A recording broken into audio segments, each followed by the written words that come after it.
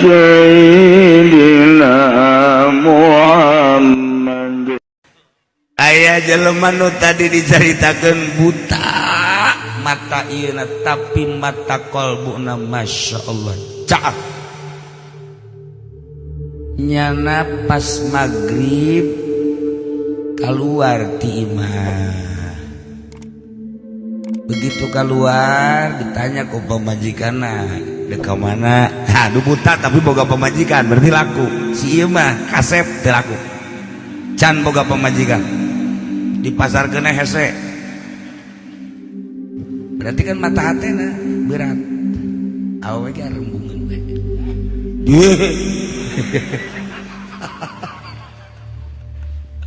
Ditanya ke mana masjid daun berjamaah lah kak hiji marada hujan bae ngecret nomor kedua poek nomor katilu kakak kan buta geus teu kudu ka masjid ya ngahalangan di akhirat mah teu bisa kitu buta-buta gengke bakal ditanya geus geura ka imah ka ditu pamajikan mah pokoknya idinan we medak berjamaah lain kitu cak pamajikan akan kula karunya ai kula nungtun ka masjid kan kula mah awewe ari henteu ditungtun pan ieu kumaha lamun ti soedat hae geus doakeun we berangkat beta buta ge ka masjid hayang berjamaah kabita ku ganjaran berjamaah mas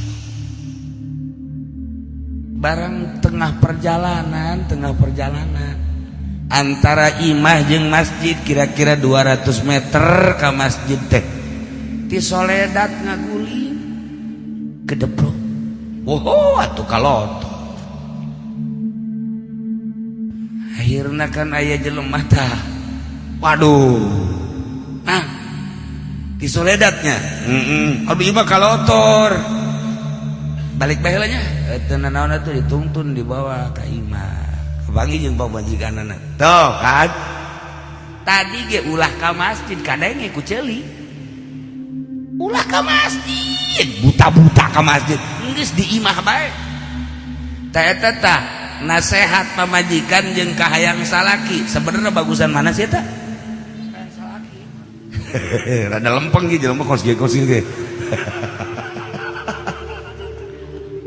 salaki sakitu buta hayang ka masjid pamajikan makan ngalarang ulah laka bener ge karunya tapi kan ngahalangan ganjaran loba tah awewe nu kitu teh aya salakina boga duit 10 juta kaluarkeun jang masjid bae lah 9 juta kajeun 1 juta malah di jang imah tangga begitu dek dibawa ka jawan ku pamajikan ka dek mana masjid naon tuh ya 9 juta dek di ka masjid keun kabehna mah 10 juta ka pikir ka ku otak ka ye cak yana mah teu boga anak pamajikan meureunanan teu kira-kira atuh ulah 10 juta ulah 9 juta ka masjid jang urang 1 juta teu boga pikiran hebat tah pamajikan nganasehatanna nya kana rakata eta urang kedung putat teu beres awewe kos kitu teh ye kuduna mah lain kitu kan awewe mah ka eta 9 juta ke mana kan ke masjid aya 1 juta jangan di imah masya Allah kagok amat kak kabehkeun ke masjid geus anak mah ulah dipikiran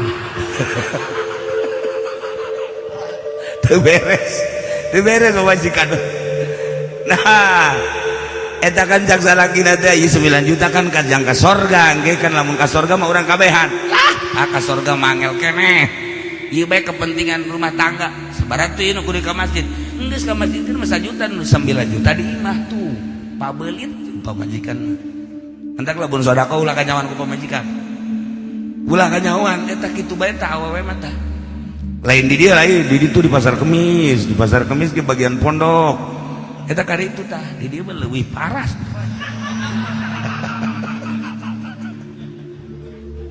tah ye pemikiran orang ka mana kanyahoan kan ku Gusti Allah loyogna ka mana na ya Allah ya Rabb nah balikan deui kana buta geus ka ulah ka masjid si dieu bae salakina ganti baju salat di dinya nurut ke pemajikan. Tapi begitu jam 7 lewat seperempat kadenge suara azan di masjid, nyana keluar deui dek berjamaah isya. Kalau terang keluar cek pemajikan ke mana deui Kak? Berjamaah ke masjid. Masya Allah tadi ge gaguling jadi ke masjid kene tuh deuleuh hujan kene kajen lah kabitaku ganjaran anak kabitaku ganjaran ya lamun normal pan kakak mah teu bisa deuleuh kajen lah jadi aya Allah ieu nu nuduhkeun beuh kus nu wau bae ka Allah. Majikan mah kos kitu majikan keluar jana tiba begitu keluar ngalengkah eta menang 100 meter di soledak deui ngagul-ngagul ini blak. Masya Allah ceknya ayalah nu nulungan ditungtun ku eta jelema masjid salatlah nyana bari dibersihan taku lalaki teh tah ku nungtun bersihan ke masjid berjamaah mantas berjamaah eta ditungguan tak kuno tadi. Masya Allah akhirnya dituntun terus datanglah ka imah balik berjamaah. Majikanana nanya deka ente ngaguling kudu ngaguling jakian itu soredat ayo nunulungan tah aya nunulungan tah jelema aya kene coba teh cenah bere-bere cai. Begitu pemajikanna keluar aya kene kadieu calik dinya diu ya bere cai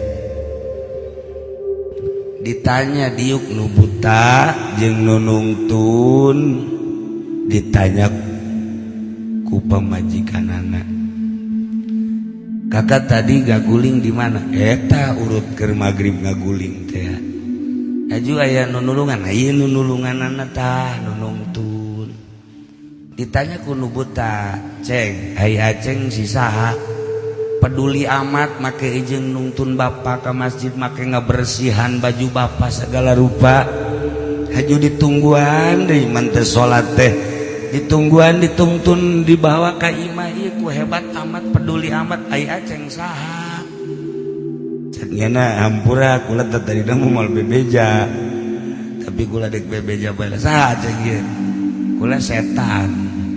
Hah? Sa? Kula setan. Setan? Lain jelema? Lain. Kok setan sih bisa nungtun ke masjid? Heran.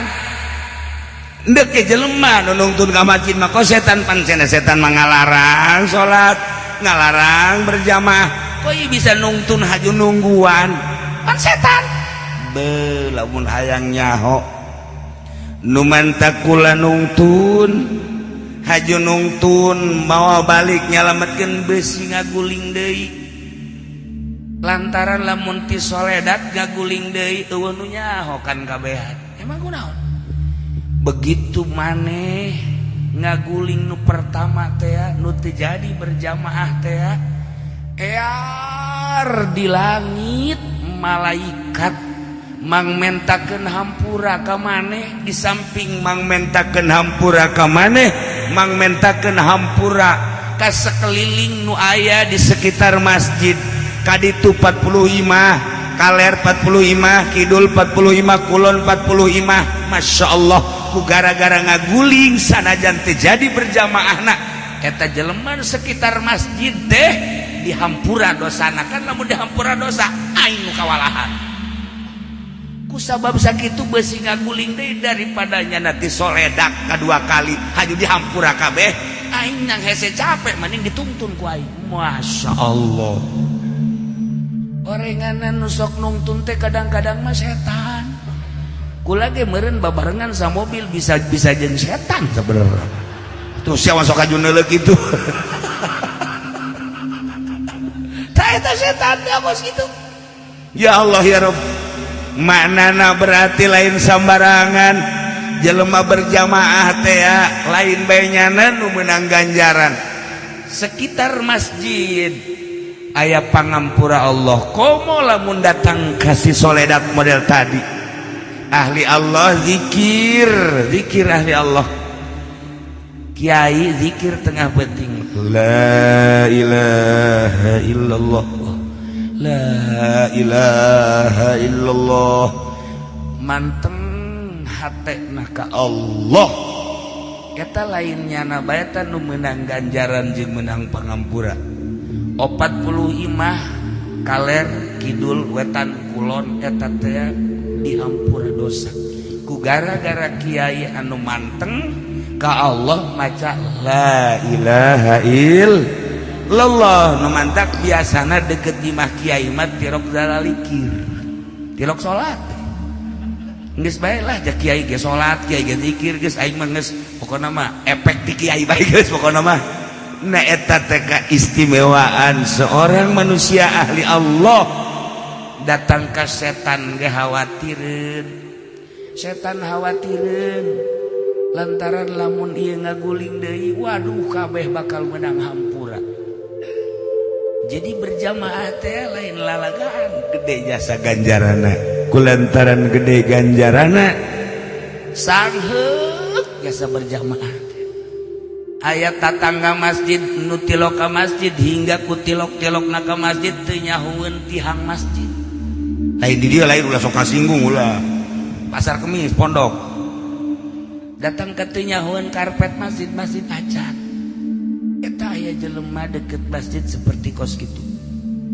Kajen teh mah heulana. Nah ieu mah gede jasa ganjaranna nu buta modal tadi. Ai jelema caang mata hatena sanajan ieu na poe kana agama teh luhur bae himahna.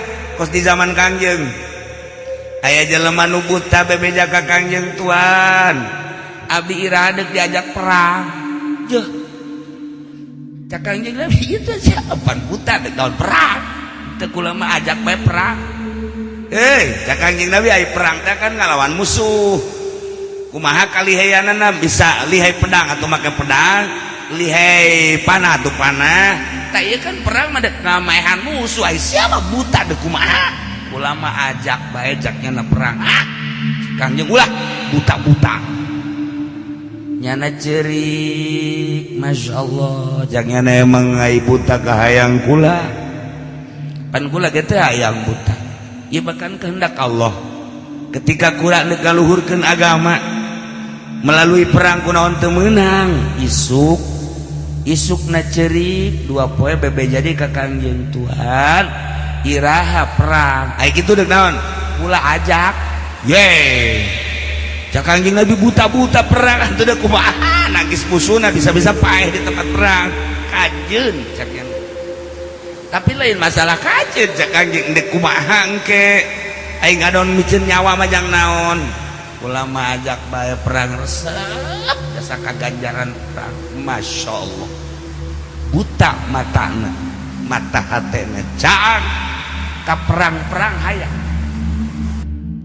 Geus datang ka mana urang nu bata urang caang hayang ngaluhurkeun agama Allah melalui perang. Lain usibna ku lima perang deuk nanaonan di perang melalui pembangunan masjid beta caangkeun mata hate urang.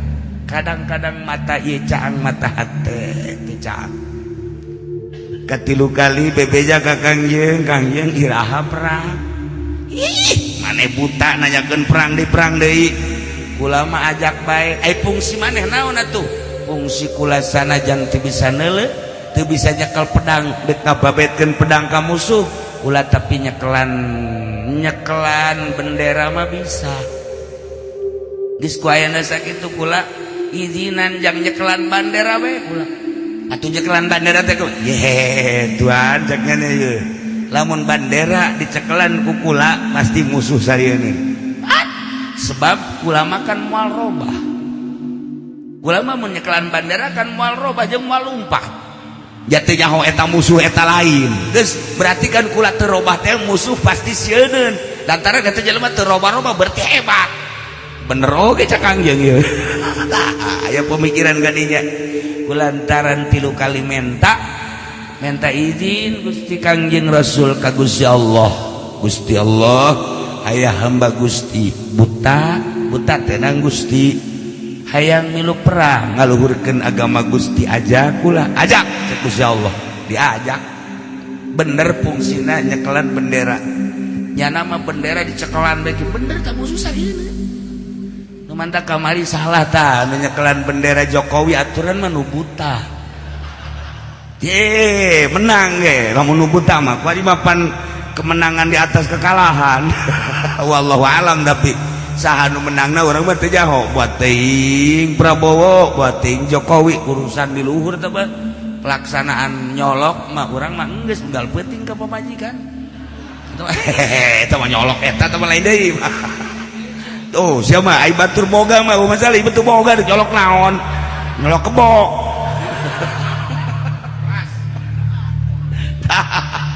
Ya, wallahu alam, urusan nu di luhur teh mah elit politik keur ngadu.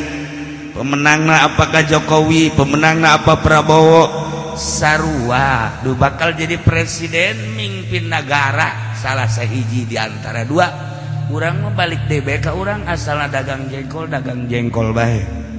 Ku sebab Jokowi menang moal dihuapan Jokowi, malah diperet buat tenaga urang kunyana jeung pajak-pajakna. Prabowo menang, wallahu a'lam. Hanya urang teangan sakadar minta kejujuran jeung keadilan bae. Ku bahasa mestina urang sebagai rakyat di luhur ngamain kena seperti kos itu nyanggakeun sadaya-daya. Hitung-hitungan aslina mengke dihareupeun Allah di Rabbul Jalil. Mana nu bener, mana nu salah, mana nu jujur, mana nu adil, mana nu curang, engke dihareupeun Allah. Urang mah dharma manusia nu hina, nu dhaif, nu laib sakieu ayana. Nah, begitu diizinan nyana milu perang atau bener musuh sarieuna. Ngan sarieun ge kan dideulekeun bae ku musuh. Isin jeung mah nyekelan bendera teh robah-robah hebat amat sih. Dideketan barang di deketan orang yang buta. Sia cak musuh langsung ditebas, set cek sakawal mah ti kajauhan make panah, set cep nyana begitu kena panah seserian. Alhamdulillah ajakin alhamdulillah kadenge ku kabehan maca alhamdulillah. Sahabat kayak gideg Kangjeng langsung ningali ka luhur, ieu maot.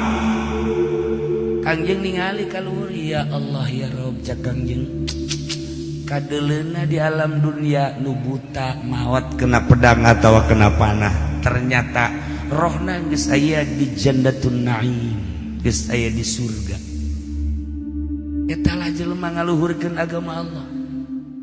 Nu mantak salila hirup sabisa urang luhurkeun agama Allah. Urang boga ilmu pasantren ngan datang ka ngeja dong pagakeun demi agungna agama, demi luhurna agama, pagakeun ngeja. Urang teh bisa amil jurumiyah, pagakeun. Urang bisa alfiah johar makrun, pagakeun. Urang teh bisa fikih fatul muin tafsir, pagakeun. Urang kuari bisa ngan eueuh nu datangna naon atuh masjid urusan, ya Allah ya Rabbi.